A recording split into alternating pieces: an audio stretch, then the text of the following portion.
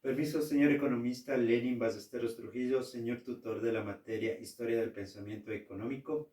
Soy el cabo primero de policía Félix Giovanni Guzmán Yanga, alumno del NRC 6081 de la carrera Economía en Línea. A continuación les voy a exponer el tema del pensamiento mercantilista del siglo XV al siglo XVIII. Empezamos con el concepto de qué es el mercantilismo. El mercantilismo no es una escuela del pensamiento económico. El mercantilismo es una política económica o un conjunto de propuestas económicas desarticuladas entre sí, que se formulan en distintos países y en distintos momentos a lo largo de 3 siglos y van evolucionando con el tiempo. Podemos decir que no es una escuela económica debido a que sus promotores no intentaron ni les interesó arribar conclusiones sobre el funcionamiento de la economía. Su objetivo era encontrar el conjunto de medidas que permitieran el engrandecimiento del Estado. El origen del mercantilismo nace en el siglo XVI en Europa, en los países de Francia e Inglaterra. Sustituyó el sistema feudal que era imperante desde la Edad Media y luego fue extendiéndose hacia un sistema comercial muy popular en el siglo XVII y XVIII. Durante el siglo XVI, cuando se inició el mercantilismo, estaba en auge la colonización en América, por lo que llegaban a Europa grandes cantidades de metales preciosos provenientes del Nuevo Mundo y que comenzaron a implementar primas de exportación de estos metales. Debemos indicar que el mundo estaba en una transición de la época medieval a la época moderna. ¿Cuáles fueron las causas del mercantilismo? El renacimiento del ser humano coloca como tal al ser humano en el centro del todo con el antropocentrismo. La reforma protestante que generó un pensamiento en el individuo, el individualista, el afán de un lucro a un lado junto a una vida austera, es decir, que limita y esto generó acumulación de capitales. Y los mercaderes que se preguntaban cómo incrementar las ganancias y las respuestas y que era la venta en el exterior, el comercio exterior como fuente de progreso. Los ámbitos del mercantilismo. Dentro de los ámbitos del mercantilismo consistió una serie de medidas que se centraron en 3 ámbitos: en las relaciones entre el poder político y las actividades económicas, la intervención del Estado y el control de la moneda. El mercantilismo como corriente del pensamiento económico rompe con los moldes morales y religiosos. La economía abandona el ámbito moral y se sitúa en el ámbito de la política. Naciendo de los mercantilistas que eran mercaderes autodidactas, miembros de la corte, funcionarios de compañías de comercio coloniales, con preocupaciones eminentemente prácticas. Su interés era cómo aumentar el poder y el bienestar del reino, ¿no? Dependía de que crezca la ganancia de los capitalistas comerciales.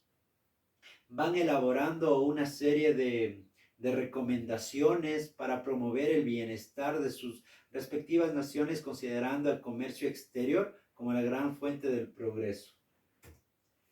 De ahí nace el metalismo español, que la prosperidad de un estado se decía que se mide en la cantidad del oro o de los metales preciosos que tenían.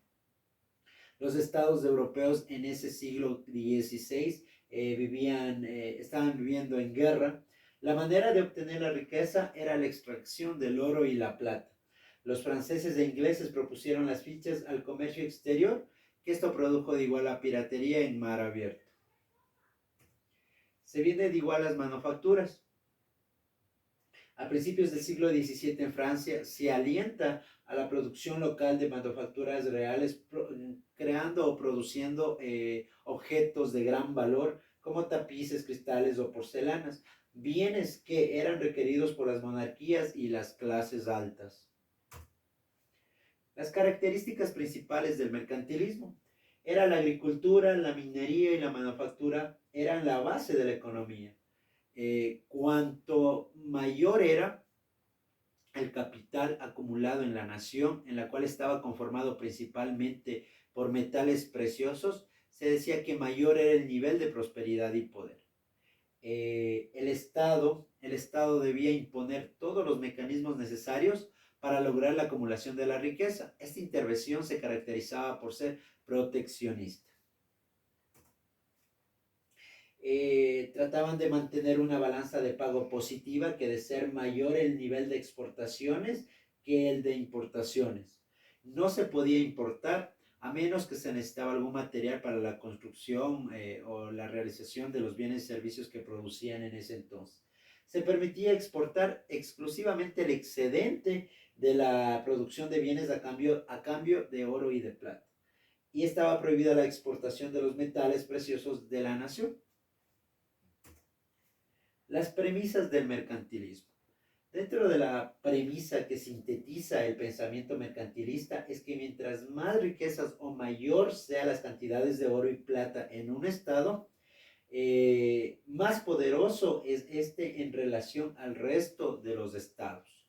Se le decía que el mercantilismo era proteccionista porque debía mantener y acumular la riqueza de su nación mediante ciertas normas, como por ejemplo la reducción a las importaciones hacia una nación, elevando las ventas hacia el exterior de sus bienes producidos para así acumular riqueza o metales preciosos.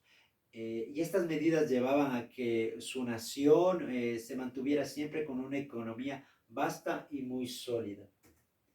¿Cuáles eran las ventajas del mercantilismo? El mercantilismo tenía el control del comercio exterior del país. En teoría, hacía que la producción nacional fuese más fuerte y estuviera protegida frente al exterior. Favorecía la acumulación de los metales preciosos y la balanza comercial del país siempre tenía superávit. Eh, las desventajas. Las desventajas del mercantilismo era que el impulso de los monopolios y del Estado, el control del Estado sobre los productos provocó un alza de precios en los bienes y servicios. Esto produjo que existiera el contrabando. La acumulación de la riqueza dependía de las cantidades de los metales preciosos que tenían las burguesías. Como los metales provenían de las colonias, se proliferó en alta mar la piratería. Las colonias fueron sobreexplotadas para poder sacar esos minerales y esas piedras preciosas. Dentro del mercantilismo hablamos de 4 personajes muy importantes que eran representantes del mercantilismo. Empezamos con Thomas More. Era el más destacado de esta época, fue quien expuso la importancia de las exportaciones y entre sus aportes teóricos figuran la balanza comercial y el comercio exterior. Tenemos a Jean Bodin, que fue uno de los fundadores del absolutismo francés, cuyas numerosas ideas económicas formaron parte de la doctrina mercantilista. Jean-Baptiste, que igual fue el más conocido porque fue ministro de finanzas del rey Luis XVI y participó en el crecimiento económico acelerado de su país en el siglo XVII. Y por último tenemos a Antonio Serra, quien introdujo conceptos prácticos en la balanza de pagos. Dentro de estas tenemos las escuelas mercantilistas. Tenemos como primera la bullonismo. El bullonismo promulgaba la acumulación de la riqueza a través de los metales preciosos. Se desarrolló durante los siglos XV y XVI. Su máximo esplendor fue en el siglo XVII. Se acabó conociendo como el mercantilismo español. Luego tenemos el colbertismo. El colbertismo propone la industrialización de la economía como fuente de riqueza y es llamado mercantilismo francés. Y por último, el comercialismo, que propone el comercio exterior como fuente de riqueza, conocido como el mercantilismo británico.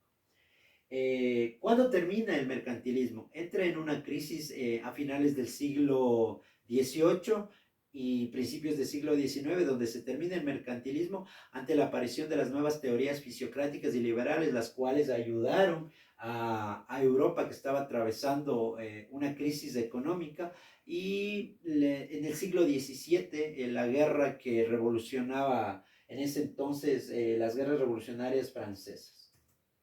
Eso es todo, economista, muy amable, gracias.